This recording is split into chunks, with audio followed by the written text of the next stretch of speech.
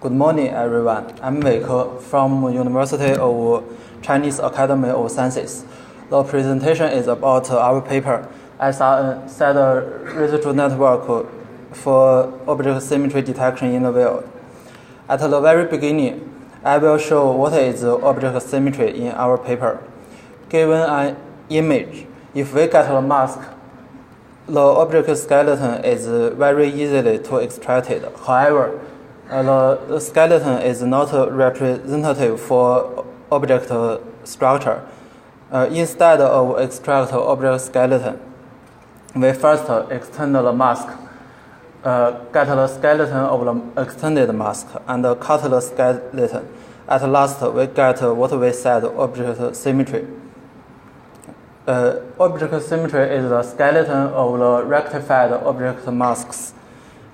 After the definition of object symmetry, I will give a brief review of the related work.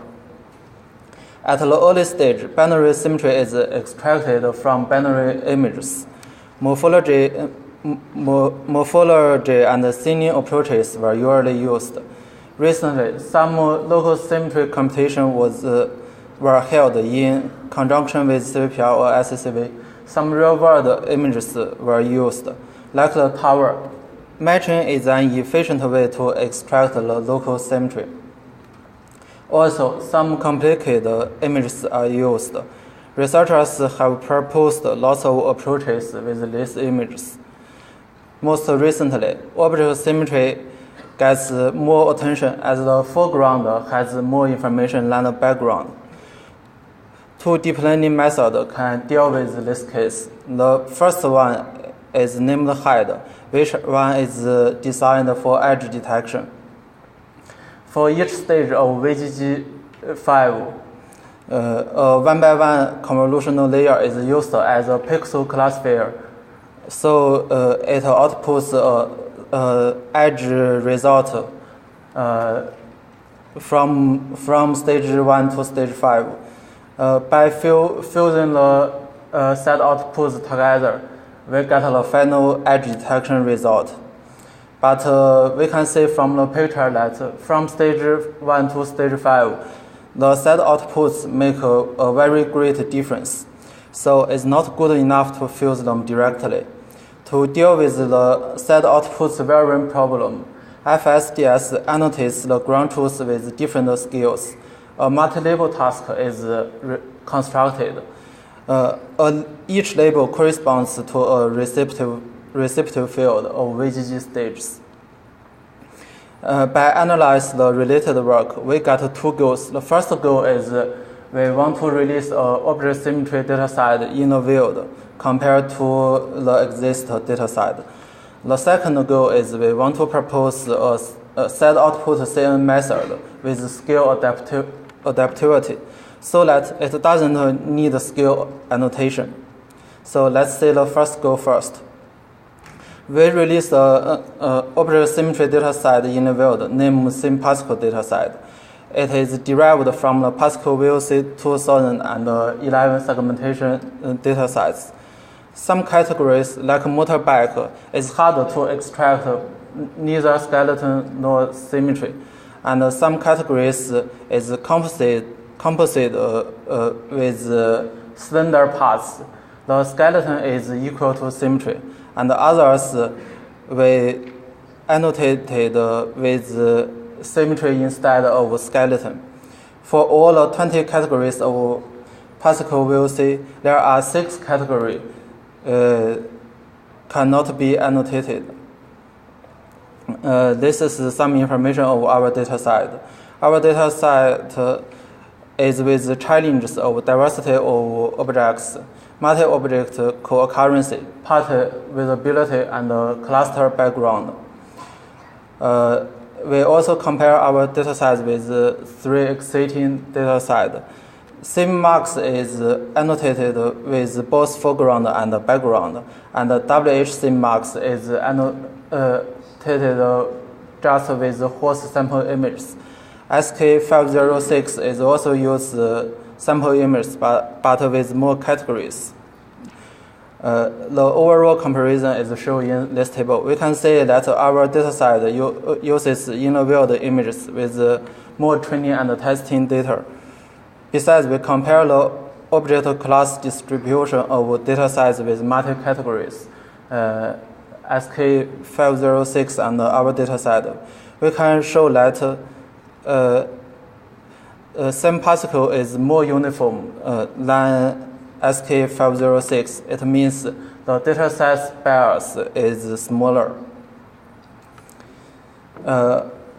Next, we will go to the second goal, solving the scale adaptivity problem.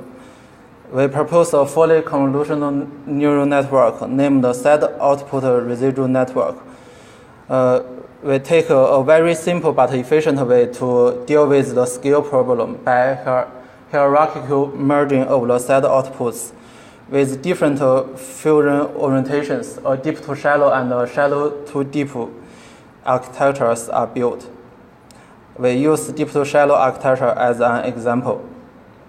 First, the deepest set output of SOP3 is achieved. The supervision is given on the upsampled SOP3.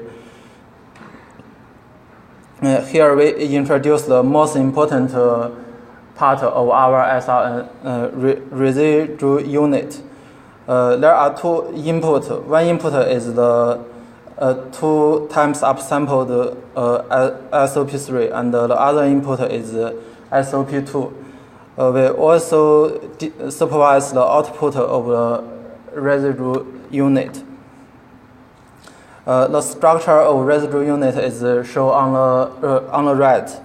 The set outputs of which is used as the set input of RU, and we both supervise the input and the output of the RU. Given the denoting the input R, the set input F, we force both R and R plus F to approximate the ground truth Y. It means F is used to estimate the residual between R and Y. RU is stacked one by one, and the output of the last stacked RU is used as the final output. It tends to decrease the residual orderly so that it can select the scale adaptively with a cost-to-find strategy. The implementation of RU is shown on the right. Similarly, we can construct the shallow-to-deep architecture. We carry out experiments with the Sym-PASCAL dataset and the proposed SRN. First, we compare 3 important factors of SRN: the architecture, the data augmentation method, and whether use Convergence stage or not, as the receptive field of Convergence is too small to get the symmetry response. By pair comparison, one can get that the experiments with deep to shallow architecture, single scale augmentation, and without convergence gets better performance. With this setting, we compare the performances of SRN and other state-of-the-art method. The first 5 rows show the result of traditional approaches. The performances are not very good and they are time-consuming. Comparing with the baseline height, we get obvious performance gain with a little runtime cost.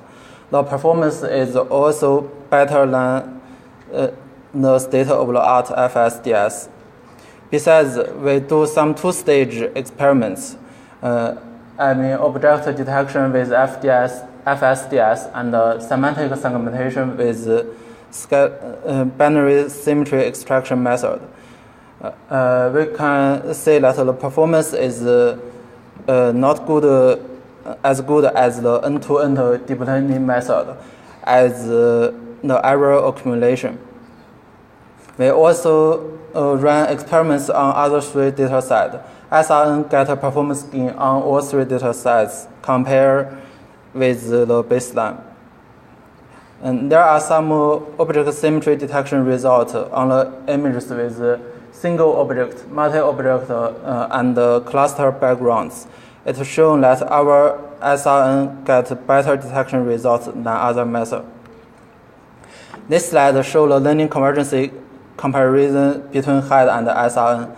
SRN shows various trends of convergence as it benefits from the residual filtering.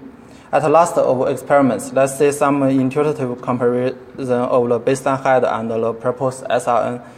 It is shown in SRN the prediction becomes better progressively, indicating that the residual is decreased in order. It is also observed in edge detection. I will conclude our paper then. First, we released an object symmetry dataset in the field. The Sym-PASCAL is a good touchstone of a series of symmetry detection approaches. We also propose side output residual network to detect object symmetry with scale adaptivity. It's very simple and efficient, and achieves the state-of-the-art performance. Besides, it has great potential to deal with other image-to-mask tasks like edge detection. The dataset and the code can be downloaded from my GitHub. At last, there is a COFO paper page. The co-author, Dr. Jiao, holds a PAMI special issue on compact and efficient feature representation and learning in computer vision. The deadline is December 15th of this year. And welcome to submit your manuscripts. That's all. Thank you.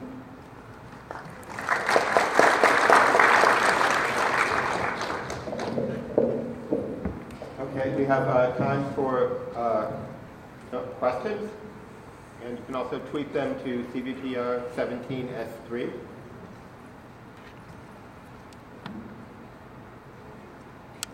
Okay, so I had one question, which is, so if I understand correctly, you're selecting a particular scale in the end. Yeah.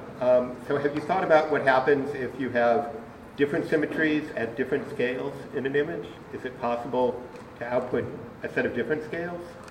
I can show a picture here. Follow bird. The body of the bird, the scale of the body is very large, but the head is small. We can extract the symmetry with scale very well, no matter on the body or on the head. And so it selects both scales at the same time? Yeah. And combines them? Yeah. Yeah. Okay.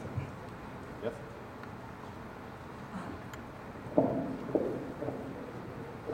Thank you for your presentation. I have a question that SRN use some operation to integrate multi-scale information. Yeah. While many recent works achieve good performance in image-to-image translation tasks with a UNet architecture, which concats feature maps of different layers. So, in your opinion, what's the advantages of SRN compared to UNet? I think there are two advantages. First is we just fusion the set output instead of concat the filter layers. So I think our method is use little time compared to UNet. Second one is that we use deeply supervised on the set output. It can make sure that the residual is decreased progressively.